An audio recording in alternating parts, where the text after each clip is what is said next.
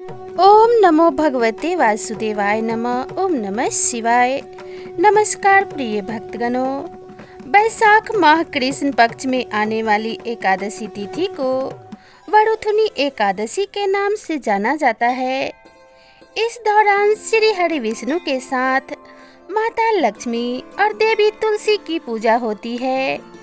इस साल यह एकादशी 4 मई को मनाई जाएगी।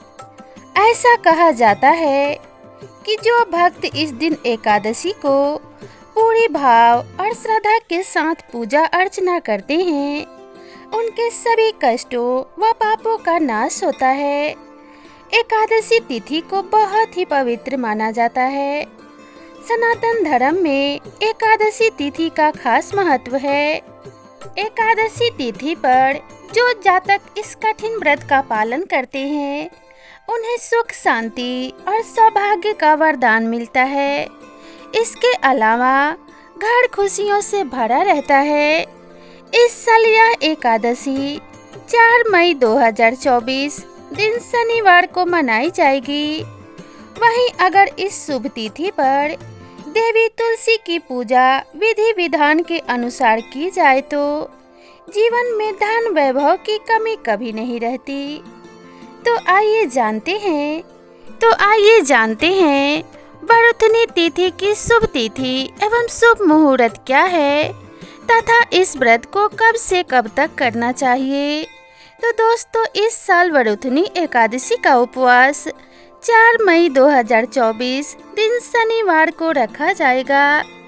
हिंदू पंचांग के अनुसार 3 मई 2024 दिन शुक्रवार को रात्रि 11:24 पर बैसाख माह के कृष्ण पक्ष की एकादशी तिथि की शुरुआत होगी।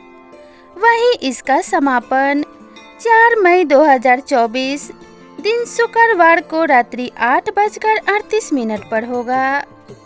उदया तिथि को देखते हुए 4 मई को वरुथुनी एकादशी का व्रत रखा जाएगा। वरुथुनी एकादशी पर ऐसे करें माँ तुलसी की पूजा। व्रती सुबह उठकर पवित्र स्नान करें। हो सके तो किसी पवित्र नदी में जाकर स्नान करें। अगर ऐसा संभव नहीं है तो नहाने के पानी में गंगा जल मिलाकर भी स्नान कर सकते हैं। इसके बाद भगवान शालिग्राम को माता तुलसी के पास स्थापित करें। गंगा जल, पंचामृत और जल चढ़ाएं। कुमकुम व गोपी चंदन या फिर हल्दी का तिलक लगाएं। तुलसी के पौधे को साड़ी या दुपट्टे या अन्य चीजों के साथ खूबसूरती से सजाएं। माता तुलसी को चुंदरी अवश्य अर्पित करें। शालिग्राम जी का श्रृंगार करने के लिए पीले वस्त्रों का प्रयोग करें, क्योंकि भगवान विष्णु पीताम्बरधारी हैं। भगवान शालिग्राम और देवी तुलसी को फूलों की माला अर्पित करें। इस शुभ अवसर पर कीर्तन और भजन का आयोजन भी कर सकते हैं। इसके बाद विभिन्न प्रकार के सात्विक भोग प्रसाद के रूप में अर्पित करें। साथ ही वैदिक मंत्रों का जाप करें। देवी तुलसी और भगवान विष्णु की आरती उतारें। साथ ही माता लक्ष्मी का भी पूजन एवं ध्यान करें। सभी अनुष्ठानों को पूरा करने के बाद प्रसाद को परिवार के सदस्यों के बीच बांट दें। पूजा में हुई गलती के लिए क्षमा प्रार्थना करें और अगले दिन सही तिथि पर अपना व्रत खोलें एवं पारण करें। एकादशी तिथि समाप्त होने के बाद ही व्रत का पारण करना चाहिए।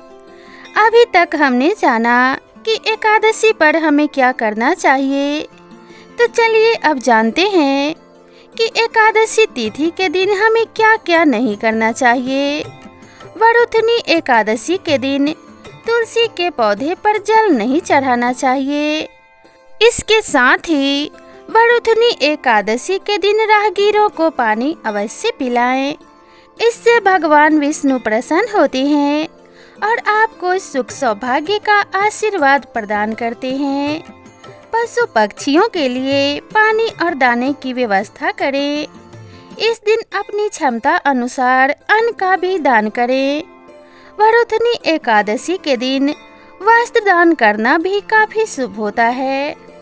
मान्यता है कि वरुथनी एकादशी पर फल दान करने से 10,000 साल तपस्या करने के समान शुभ फल मिलता है। वरुथनी एकादशी पर पूजा के दौरान विष्णु जी को गेंदे का फूल अर्पित करें। वरुथनी एकादशी के दिन तामसिक भोजन का सेवन नहीं करना चाहिए। इस व्रत में अन्न और जल भी ग्रहण नहीं किया जाता है। शाम को फलाहारी ग्रहण कर सकते हैं। एकादशी व्रत के अगले दिन द्वादशी समाप्त होने से पहले पारण करना शुभ माना गया है। अगर आप इन सभी बातों का ध्यान रख के एकादशी का व्रत रखते हैं तो आपको व्रत का संपूर्ण फल प्राप्त होगा। विधि विधान से पूजा करने के बाद वरुथनी एकादशी के कथा का श्रवण अवश्य करना चाहिए। तो कथा को शुरू करने से पहले प्रेम से बोलिए गौरी पुत्र गणेश भगवान की जय, माता पार्वती की जय। ओम नमः शिवाय। वरुथनी एकादशी के कथा के अनुसार भगवान श्री कृष्ण युधिष्ठिर को बताते हुए कहते हैं, एक समय की बात है, मंधाता नाम के राजा का नर्मदा नदी के तट पर राज्य था। राजा की रुचि धार्मिक कार्यों में हमेशा रहती थी। इसके कारण वो हमेशा भगवान की भक्ति में लीन रहते थे। एक बार राजा मंधाता जंगल में तपस्या कर रहे थे। तभी एक जंगली भालू वहां पर आ गया और राजा का पैर चबाने लग गया।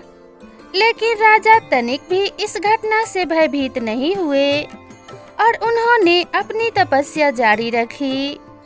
लेकिन भालू राजा का पैर चबाते चबाते उनको घसीट कर पास के जंगल में ले जाने लगा। उस दौरान राजा ने भगवान विष्णु जी से प्रार्थना की। राजा की प्रार्थना सुनकर भगवान विष्णु प्रकट हुए और उन्होंने भालू का अंत कर दिया। लेकिन भालू राजा का पैर खा चुका था, जिससे राजा मंधाता इस बात को लेकर बहुत परेशान थे।